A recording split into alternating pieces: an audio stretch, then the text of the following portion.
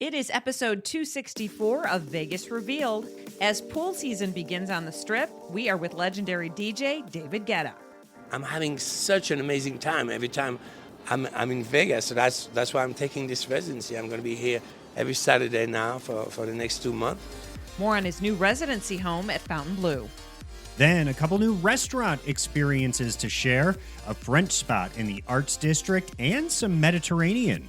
Plus, pop icon Debbie Gibson revealed details of her new memoir due out this year. Almost a year and a half has flown by in working on it, and now it's coming out. So it's daunting, it's exciting. We've got this and more coming up on Vegas Revealed. Vegas Revealed starts now.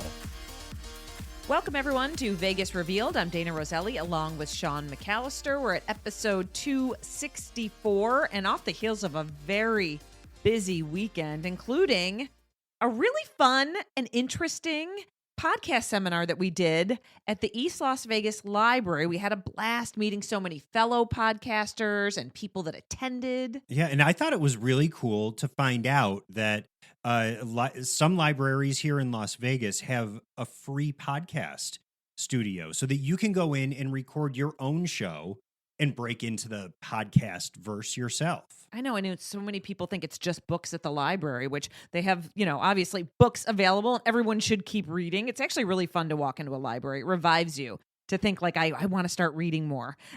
But they have other things other than just books, like you just mentioned, because, well, it's a new day, right? It's a new age, and there are other things that people are doing to get creative. And it's nice that we see our library system helping out and offering some free resources. Yeah, it is. I think when I was growing up, the coolest multimedia thing the library had was film strips. Yeah, those were good.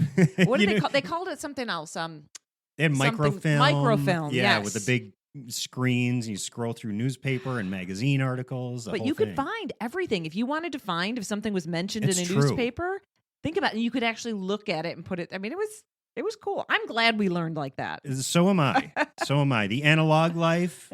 I'm glad that I have the vast majority of my 2 feet are in the analog world. Yeah, and I'm just like tiptoeing into the digital world. It's true, but. We have an appreciation for both sides. We do. We had a great time at that, though. It was interesting to talk about podcasting. I know that so many people have an interest in it and want to learn more, and they're thinking about doing their own. So, everyone always says, we don't need another podcast. I mentioned this before, and it's like, no, we do. Like, more variety, the better. And a lot of different people want to talk about different kinds of topics, and there's something for everyone. Yeah, and by the way, if you are listening to Vegas Revealed for the first time this week, because you were there at the podcast summit, welcome. We love having you along. And a reminder, we have a link down in our show notes where you can text us your thoughts, your questions, your ideas, whatever you want. You can just click that link and text us. We'll get the message. We don't get your name. We don't get your number, anything like that, but we do get your message, and we'll respond to it on the next episode of the podcast. Speaking of, last week on the podcast here, we talked about that AI-powered hotel, autonomous hotel, and that's been getting a lot of traction. It really has. The numbers are great. People are interested in it. The interview that we did with the founder and CEO, we kind of ran the whole thing.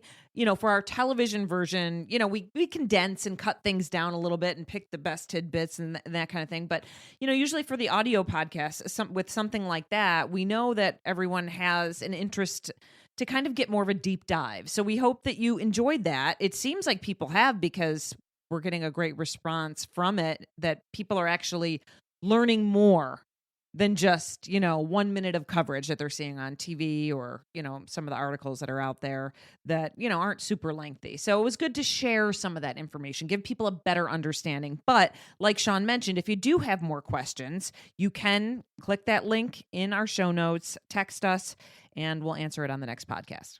All right, let's dive into some of the stuff that we've been up to over the past several days, Dana, because as you mentioned, it has been absolutely packed. We've been bouncing around like ping pong balls all over the place. Mm-hmm. One thing that I went to on Friday night, this past Friday night, stopped over to Ortikia. This is a Greek Mediterranean restaurant inside of Green Valley Ranch, which is off the strip in Henderson in the Green Valley community. Beautiful restaurant. I know we've talked about it here on the podcast before, but I had never been in to eat. And it's a beautiful restaurant, great service. And the reason I stopped in there, they had this live fire feast, which was kind of a pop-up a collaboration Mm-hmm. kind of a meal, one night only, where you had to buy tickets in advance with, it was Chef Sheldon Simeon, who's a Top Chef season 6 finalist. Hawaiian cuisine is part of his specialty. Bruce Bromberg also, they collaborated in the kitchen. Bruce is the founder of Blue Ribbon Restaurants, which operates Ortikia. Okay. So it was kind of this fusion of Hawaiian and Mediterranean cuisine, which you don't normally think that would go together. Right. But one of the standouts, and I think you're going to look at me like I'm a little bit crazy, Dana. One of the standouts that I absolutely loved was one of the little bites at the very beginning of the meal. It was chicken liver pate. Okay. So it was the pate on top of this mochi butter kind of macadamia nut square Okay. with guava jelly. So it was like this combination of flavors. Once you bit into it, all the flavors just kind of came together, and there was layer after layer, and it was fantastic. There was some great seafood. By the way, it's a wood fire restaurant, so everything is cooked over the open flame. You get some of that smokiness. Mm-hmm. They did scallops Yeah. over the open flame. So it was a delicious meal. It was great to be invited over there. Ortikia at Green Valley Ranch. Highly recommend it. Yeah, it always looks good, and as we always try and get to as much as we can. Sometimes you don't make it to everything. I'm glad you made it over there because we've done stuff on it before, and that wood fire cooking does look really good. Yeah, and they have some great cocktails too. How was the inside, the ambiance in there? And it was beautiful. Yeah, It's they have nice restaurants at Green Valley Ranch. I mean, it feels very, I don't know how to explain it. It feels classy, but not like Stuffy. unapproachable, Mhm. not stuffy. And the staff, the servers were great. So fun and walk you through the menu and really help you out a lot. So I'm looking forward to going back for a regular dinner service. And then they said more pop-ups like this are planned in the future. So keep your eye out. All right. Well, that same night, we did go to the opening of the F1 attraction. Well, it wasn't the opening, excuse me. Let me step back. It was a media preview. It actually does not open now until May 2nd. And we're talking about the F1 Grand Prix Plaza attraction. And basically, we've talked about it in another podcast. So it just different experiences inside. It's the world's largest F1 attraction. They're using the space that they have for F1, like on the times and time period around the race. So they'll break down and get ready for the race, in November, and then once the race is done and they get everything back organized, they'll open up again. But Wayne Newton was there, and it was great to see Wayne. It was. It's been a while. Wayne is so great. When I got there, I saw Wayne standing over to the side, and I went over. I was like, Wayne, how's it going, man? Yeah. He's like, oh, great to see you. And I was like, you got your checkered flag duties tonight, huh? You ready for some racing action? He was like, oh, I'm always ready. I know. I was like, all right, you go get him, Tiger. He looked great. He did. He has a great presence. And when Wayne Newton is there, something special's going on. Well, it's interesting. I know you and I have known Wayne for years. We've interviewed him so many times over the years. But seeing people there who have not had personal interaction with Wayne before, there was, men, women, young, old, people were waiting for their chance to go over and say hi to Wayne and snap a selfie. He is iconic. He is. Really. He's great. I really loved seeing him there, and he had his leather jacket on and the whole nine, the F1 jacket or whatever. I mean, he just looked so cool. That was fun to see. And they had this, and when he was waving the flag, this go-karting experience they have there just is super cool. I think people are really going to enjoy this. They are. And so Wayne's official duty was to wave the checkered flag for the inaugural lap around this go-kart track. Yep. And the go-karts really are, it's impressive. The whole setup is impressive. The track, all the exhibits, the interactive elements that they have. Yeah. It's a very well done experience. Yeah, I mean, there's an area you can go in and learn all about the history and the details and what goes into the cars and the actual racers, drivers, I should say. Also, there's a amazing store, like, the hub there. They have great seated areas and food, and they have simulators. I mean, it's pretty wild. I think you're going to enjoy it. Again, it opens May 2nd. And I think the food and drink that they offer there, too, is elevated cuisine. So that gives you a taste of, what the food and beverage is like if you go there for the race as well.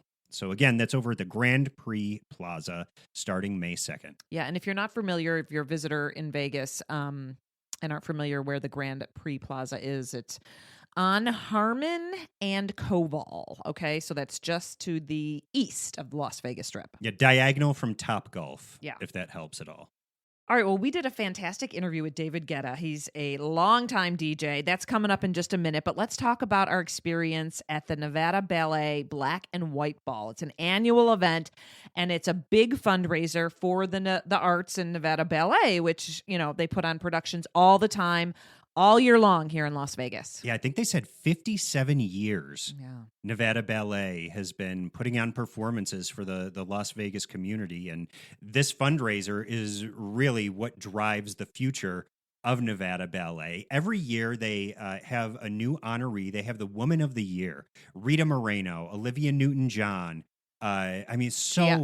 Giada De Laurentiis. Was there, yeah. So many incredible honorees. This year was pop icon Debbie Gibson. Right, and she's a friend of ours, so we were super thrilled that they were going to be honoring Debbie, and well-deserved. She looked fabulous. She performed, great performance, had the crowd going. She did a little medley of her hits. I mean, Debbie has lived in Las Vegas a long time. We mention that all the time, but still people don't really realize that. Sometimes I'll say I'm friends with Debbie and they're like, you are? And I'll say, yeah, she lives here. And then she does, so she does live here, and you'll see her around town at the different resorts and shopping at the mall and at coffee shops and stuff like that. So she comes and goes because she's, sometimes doing tours, etc. But we did want to pull her aside and talk about, some of the things that she's got coming up, because, when I see Debbie post or fan clubs post about Debbie, I mean, she is so loved by so many because she has been around for so long, pumping out, creative things all the time, whether it's music, acoustic sets, Hallmark movies. She's been, in and acted in several different, shows and series outside of Hallmark as well. Broadway. You'll see her on, you'll see her on some of those, like Name That Tune, and she was on The Masked Singer, and I mean, she's done so much recently. So we're proud of her. We are. And so this honor really was a special thing for Debbie to receive, and we were happy to be there to see her receive this honor. We also spoke with her on the red carpet ahead of time about the projects that she has coming up and how important live performance is. So important. Like, I went to see my friend Donny Osmond the other day, and I've seen him so many times, but the food for the soul that is a live show is everything. And the Nevada Ballet, I grew up singing in the Metropolitan Opera in the children's chorus, and very similarly, to hear that symphonic sound, to be transported back to that kind of tradition that has nothing to do with social media, and everyone's attention span has gotten small, and you are forced to expand when you watch art live in a theater. Right. And you're forced to be patient and take it in. But I do believe it shifts energy, and then you leave nourished, fulfilled by it. So it's so important, and Nevada Ballet does such beautiful work. Coming up this summer and I know the holidays are always fun for you too. What do you have coming up? Because I know that you're always on the go? You always have plans and projects. So there's a lot of touring coming up. Like I'll be in Chile and a couple of dates in Canada. I haven't done a lot of international touring lately, and so that's exciting to be getting back into that. And my book, my memoir, Eternally Electric's coming out September 9th. Oh my gosh, what has it been like writing your memoir? Dana might have a shout out somewhere. It's tough, man. It's so tough because, like, it makes me realize that I could even just take my theater productions I've done. That could be a whole book. Like, picking and choosing what I elaborate on is interesting. There are things also, like stories I want to tell that I told that are a lesson, but I don't like calling people out in a way like if it's not necessary, right? So I'm more about a colleague of mine that I worked with. Right. This is what happened, da-da-da-da. And those were tricky decisions for me because, I don't want to be wimpy about, like, telling the truth and telling my story, but it's my story I'm telling. So I'm also very protective of other people. So that's a very interesting line to walk. There were things where I texted my sisters or called my sisters. I go, do you mind if I share this about mom or about you or about... So, like, almost a year and a half has flown by. Wow. In working on it, and now it's coming out. So it's daunting, it's exciting. I always hope that people will gain something from it for their own life. Like, oh, if Deb went through that and got through that and ended up in this, then I can too. Like, that's always my mission, really. And kudos to the Nevada Ballet. They put on a great gala every single year. It was fabulous to see Tony Orlando there and introduce Debbie and speak about her and what an impact she's had on him and vice versa and their relationship through the years. And Tony is also iconic. And what a great guy. He is. Just so positive. Right. And it was great to see the chemistry between the two. Yeah, great time that we had there. So thanks again to the Nevada Ballet for offering us to be there and cover this event and interview Debbie. We had a wonderful time, and they raised a lot of money for a good cause. Well, I think, mentioned it last week that pool season here in Las Vegas is officially underway. Mm-hmm. The weather's warm enough to get out there, get that, base tan going, jump in the water, have a party while you're doing it. Yeah, it's like that time of year where we have like a couple warm days and it cools down just a little bit, but still nice. And then warms up and then cools down. It's kind of nice because you get a little break in between. You do. It's the seesaw. And one of these days that the break stops. The temperature swing is going to swing really high. Right. But you know what? You know who's ready for it is David Guetta. I loved talking with him. He is a longtime DJ. He really put, DJing on the map. He's been around for a long time. We've seen him in Las Vegas through the years, but he's all over the world and he's got so many hits. Somebody said to me, like, wait, what songs does he? I'm like, oh my gosh, like this song, that song. If just put his name into Apple Music and you'll be like, oh my gosh, I love this song. And he's collaborated a lot with Sia. Sia, yeah. He's got so many radio hits. And so anyway, we were excited that he has a new residency over at Fontainebleau at Live Beach and Live Nightclub. And he's going to be around for the next 2 months. And so if you're interested in seeing David, now is the time. He's doing actually a total of 13 Vegas shows at the moment. Yeah, so we stopped over there. We were out there at Live Beach, poolside. David came out in his shades, ready to set the scene for us and set the vibe for what you can expect out there at Live and Live Beach. Pretty unique, I have to say, because, for example, even in Ibiza, I play a pool party, but I play late, like 9 o'clock. People come dressed up. It's the only place in the world where I see a crazy pool party in the middle of the afternoon, under the sun, everyone wearing a bikini. It's like the sexiest party on the planet. It's unbelievable. And I love this club. I think it's very special. It's built a little bit like an arena, so everyone can see everyone. Everyone can look at the DJ. I like that a lot. It's really a crazy energy. And last week, I came to say hi to John Summit, inviting me for a back-to-back. And I was so nervous before making that big move to come here. And now I'm like completely relaxed because I felt it. I'm like, okay, the energy here is crazy. This is gonna work. Yeah. I mean, you've been around and you've seen changes and evolution. Did you see the scene today? Did you see that coming? Well, if I'm honest, when I started, like I'm talking like 15 years ago, I didn't like playing Vegas because it felt to me like people didn't understand the music, didn't understand the culture. And I've been so impressed to see the incredible investment of time, money, marketing to teach people. And I've witnessed the DJ culture grow every year since then. And now I'm having such an amazing time every time I'm in Vegas. So that's why I'm taking this residency. I'm going to be here every Saturday now for the next 2 months. And I know it's going to be a great time. And I was going to say, a lot of people say, well, I don't know if that's for me, but then once they experience it, they're addicted. I think, I can really speak about it because I was one of those persons saying, I don't know if it's for me. But Vegas is really in a different place than it was 15 years ago. You have like the best restaurants, the best service, the best hotels. You have the best of everything. So I'm not a gambler.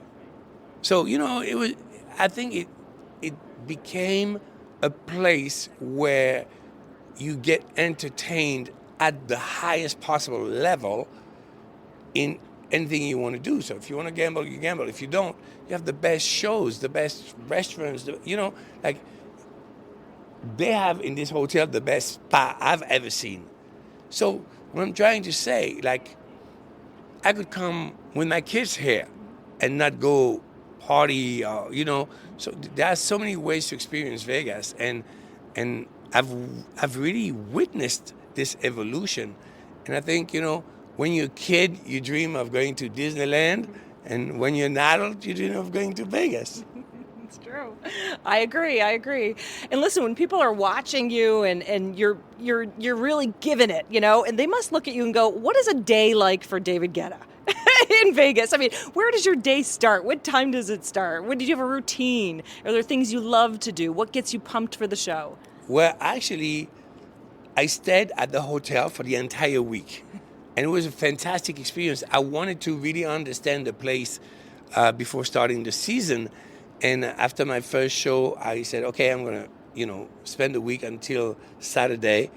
And I really created my own routine. And of course, when it's Saturday, I'm playing. And it's all about that.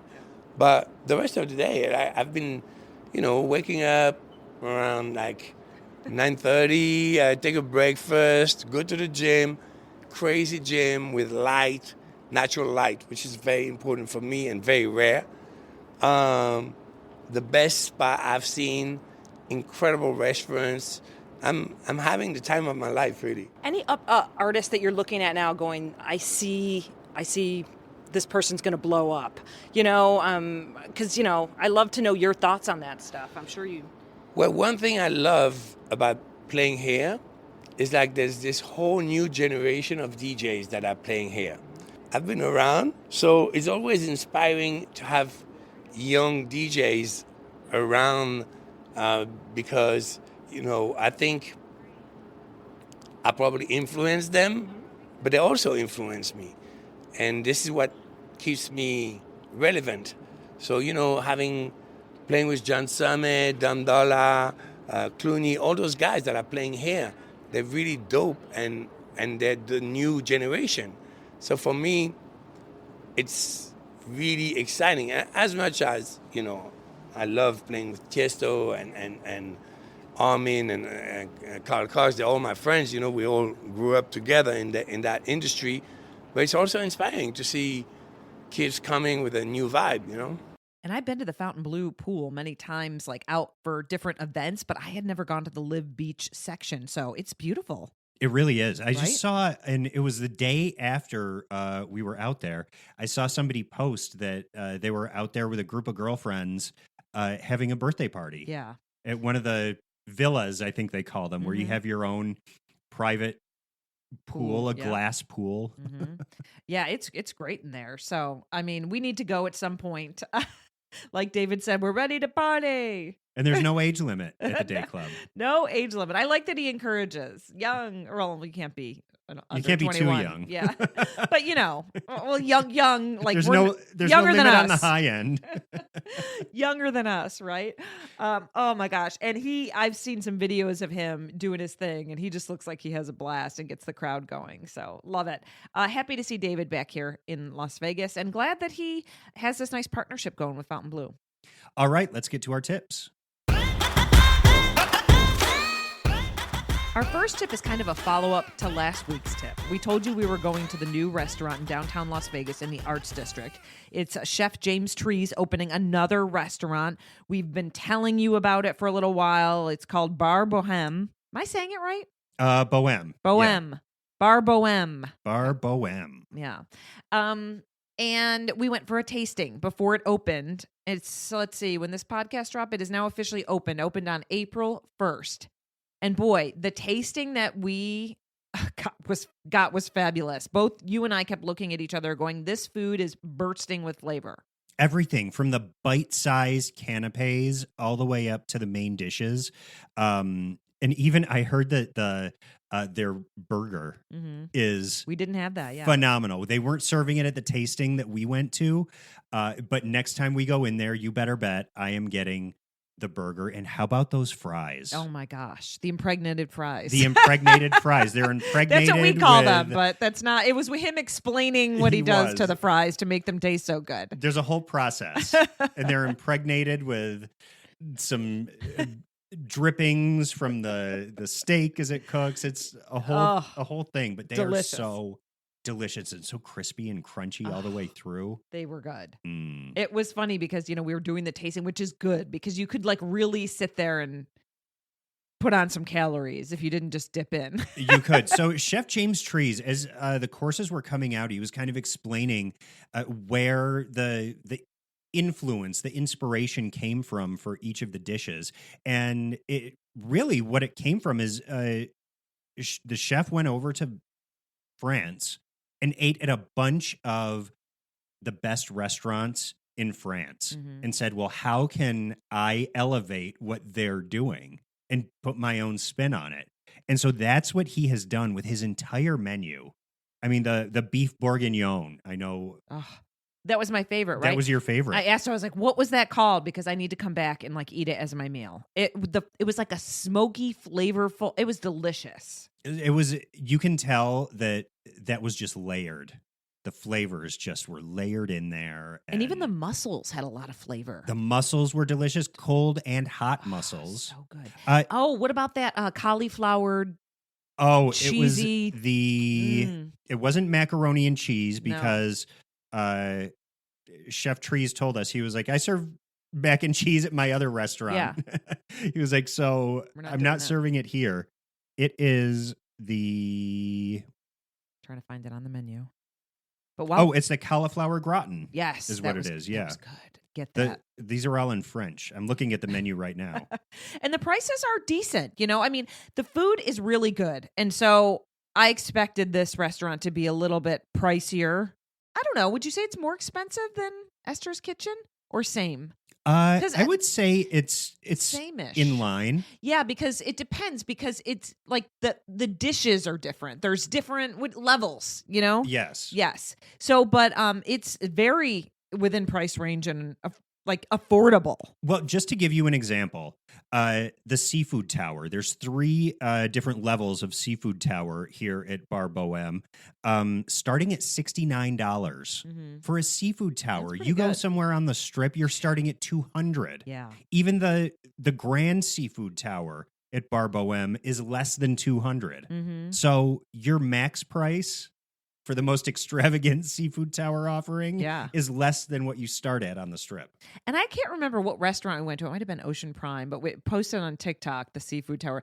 Like, I was surprised. Well, it was part of a longer like video, and people were really into people are into their seafood towers. They are. I didn't realize it was such a thing. Oh, I love a good seafood tower. I usually don't order them, but I do love them. Right.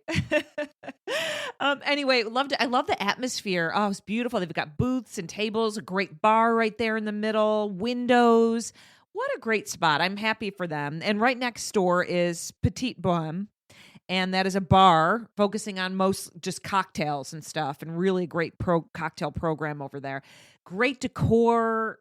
I really enjoyed it. I look forward to going back on, a day that it's open. And every time I go down to the Arts District, I enjoy it more and more. I absolutely love what all of the restaurant owners, the shop owners, the bar and lounge owners, the boutiques. It's an eclectic feel, but it's also like kind of a cohesive neighborhood kind of a feel too. Yeah, no, really. And great people that work down there. They know what they're doing. They have a focus and a passion for the Arts District and making sure that they bring good quality, like they put quality things in to fill the spaces that are there to make that whole restaurant and shopping row into an actual, more of a district. Right. The breweries are all down there. But I think that it seems like most of the operators down there are focused on value too, giving you a great quality product at a great price. Right. So dinner was great, but then we walk outside and go back to the car. You drove. Thanks for picking me up. You're welcome. And you had a ticket on your windshield. Had that little envelope stuck underneath my windshield wiper, and I thought, well, what the turd.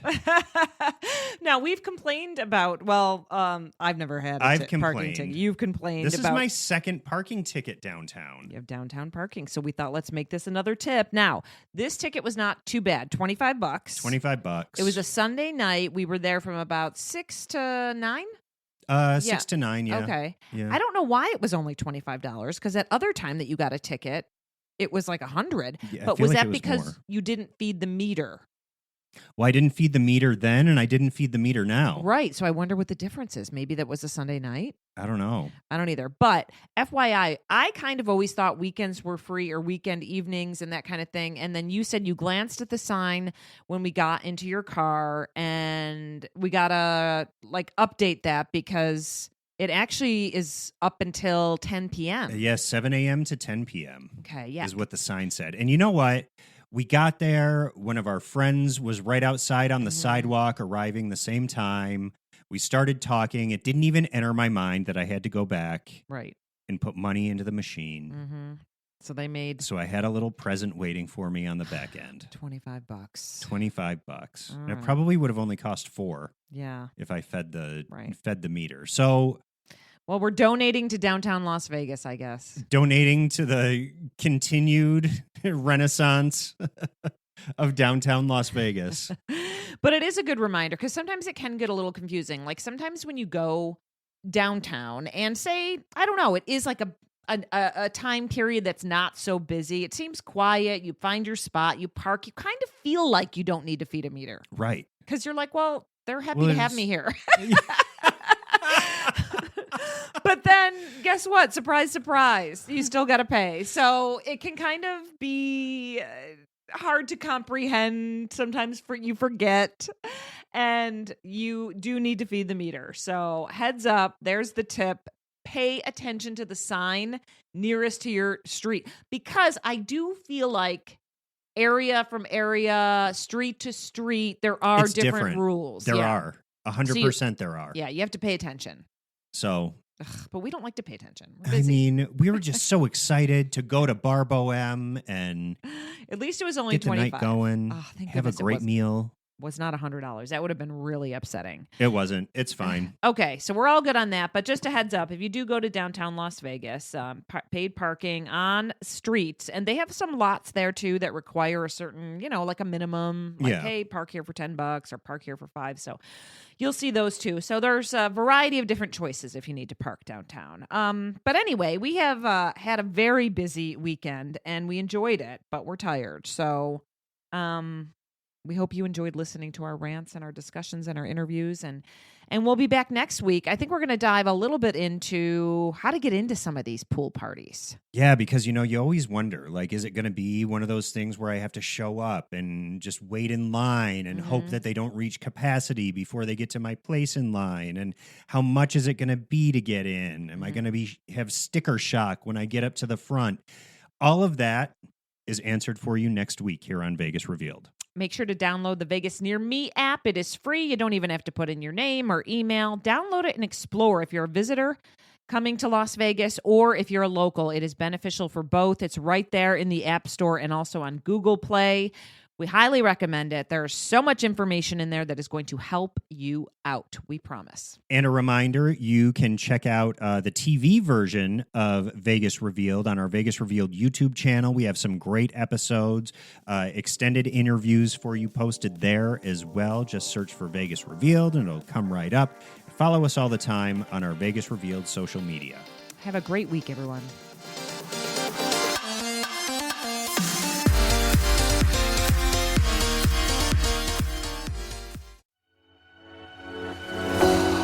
My name is George Meyer, and I'm the CEO and co-founder of a new app called VegasNearMe. I started this project because I was frustrated after missing a Journey concert. Over 1,000 shows and events are in the app. In fact, the app now offers the best prices on shows and events in the city. The app now also includes amazing coupons and deals, including $99 bottle service. Download the free VegasNearMe app today.